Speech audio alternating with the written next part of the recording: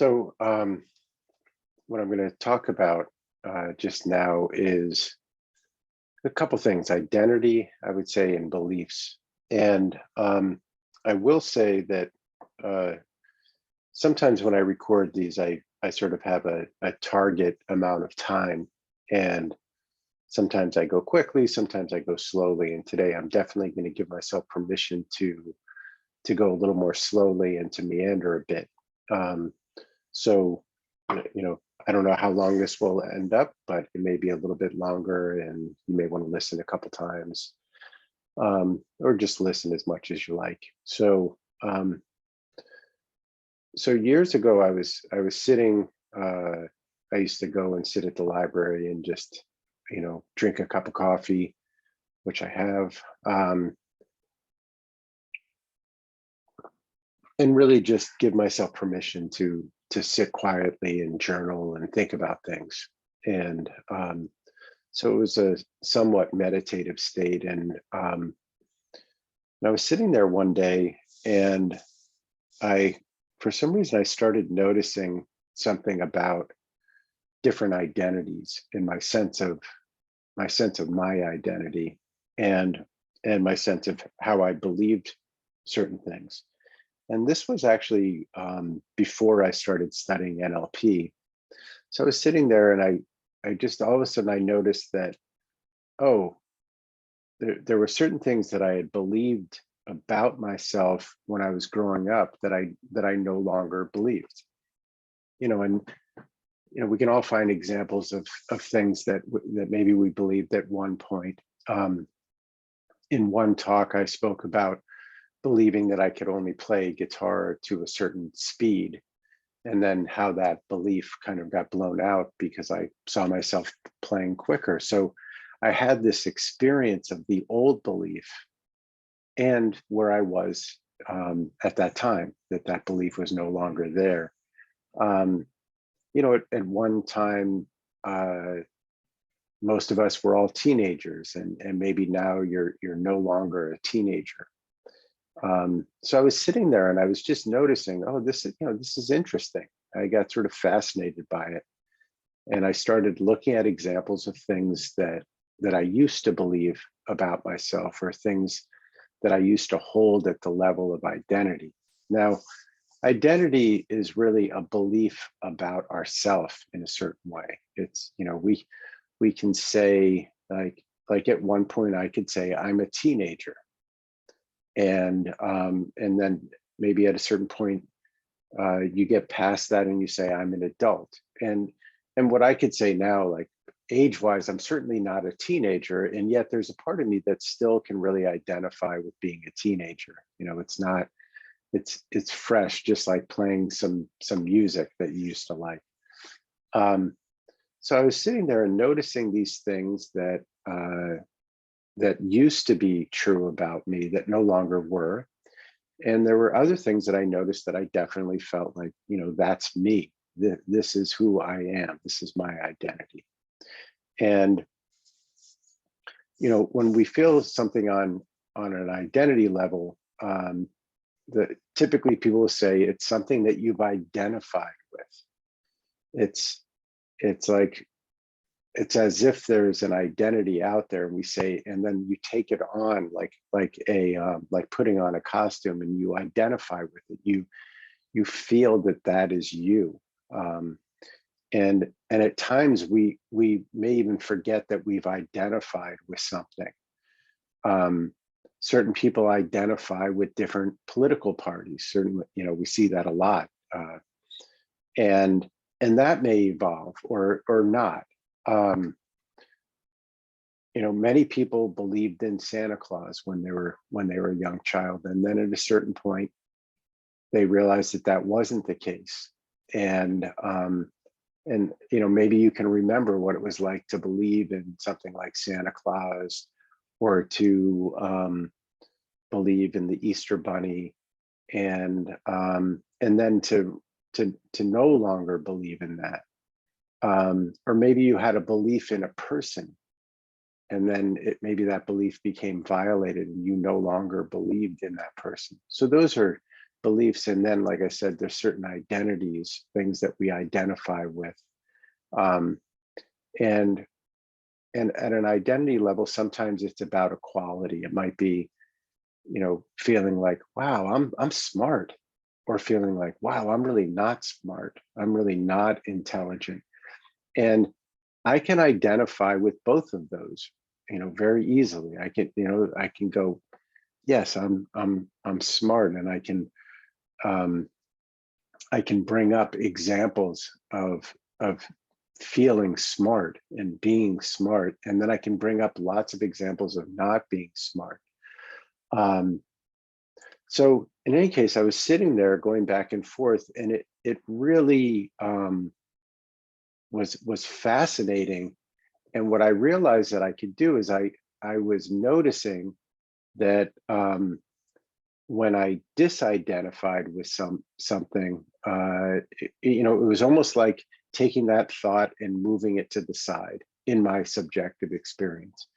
In NLP language, we would say that I would disassociate from that particular identity or belief. It was like taking that costume off. And so I started playing with this. I started both with identities and with beliefs. I would notice the belief and immediately go, well, what would it be like to take that belief off for a moment? Like, if I believed that I wasn't smart, what was it like to take that belief off and be open to being smart?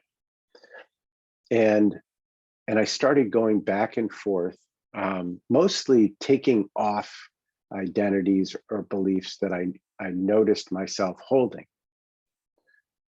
And I will say that this was very disorienting. It was that first day was a really surprising day. All of a sudden, there were certain beliefs that I had held so powerfully about myself, and just to take them off for a moment was just incredibly freeing. It was literally I was blown away. And then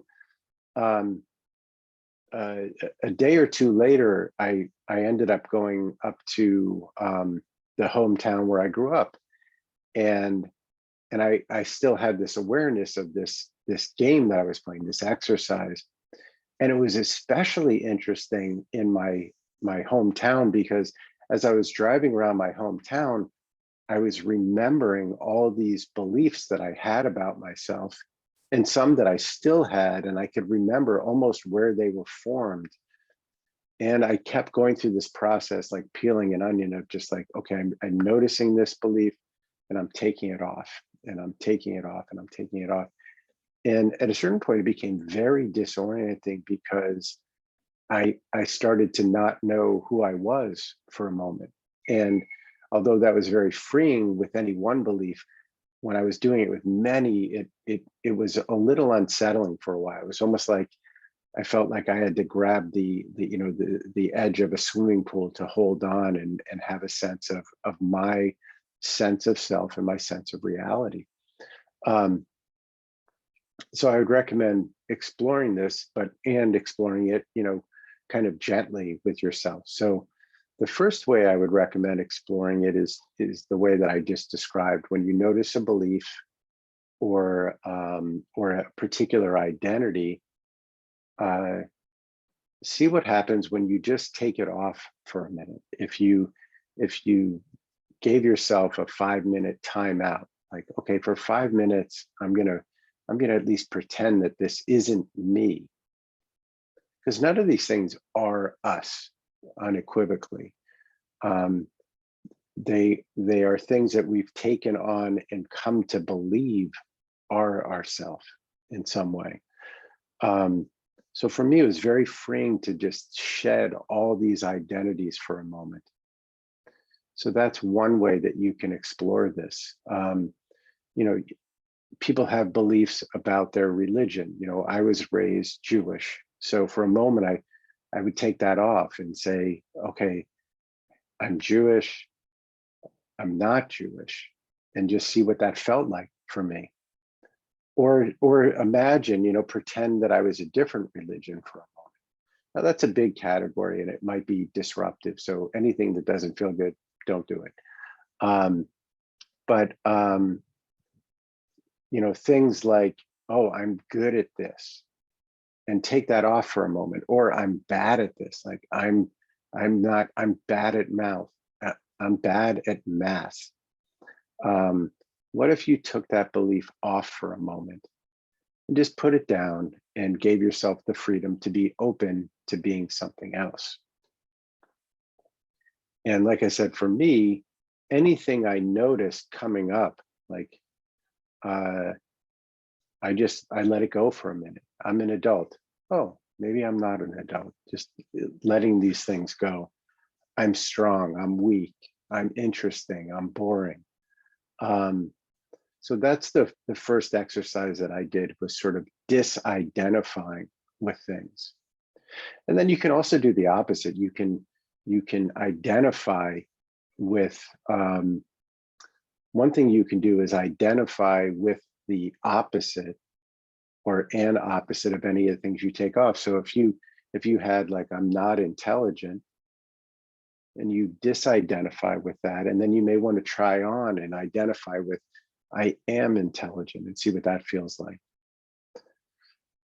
And then another thing that I did was I practiced going back and forth from one to the other, because I have a bias towards flexibility. So I want to be able to step in and out of both sides of something. So that's the second exercise, is just alternating from one polarity to another. Even with the Santa Claus thing, you know, it's like, I don't believe in Santa Claus. And then just for fun to step back into, I believe in Santa Claus, and what's that like? And then a third thing you can do is hold two of the identities or attributes at the same time.